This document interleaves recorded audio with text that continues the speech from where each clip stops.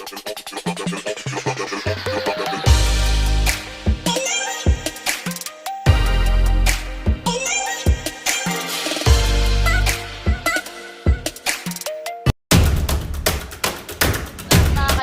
it's me, Kylie Morgan again. Please type Kylie Josa on YouTube and please watch all my videos and please subscribe. Hi guys, good morning. This day meron kaming Youth Environmental Forum sa Lakeshore. So, wala lang. I want to vlog. And this time, kasama ko yung best friend ko, boy best friend ko, Pogi. Hi, Be! Papunta na kami ngayon sa Gunol kasi kasabay namin yung binibini namin or teacher rather, kasabay namin si binibining Senya Rose Posada. Anong apelyido pa nun? Basta yun na yun. On the way na kami guys. So stop ko muna tong vlog na to and please keep on watching. So nasa Agunoy na po tayo ngayon and kasama ko yung kaklase ko. Papunta na po kami sa Lakeshore and this time kasama namin ang aming binibining. Binibining Senya Rose. Hi ma! Hi ma! Diba? Stop ko muna itong vlog na to. Please keep on watching. Again mga ka-Diyosa, well, nandito na po kami ngayon sa Lakeshore. Say hi to my vlog. Hi vlog. Hi vlog. Hi vlog. How are you vlog? Ito yung dalawa namin binibining. Maganda mo. Binibining Senya, tapos si Mama Riva.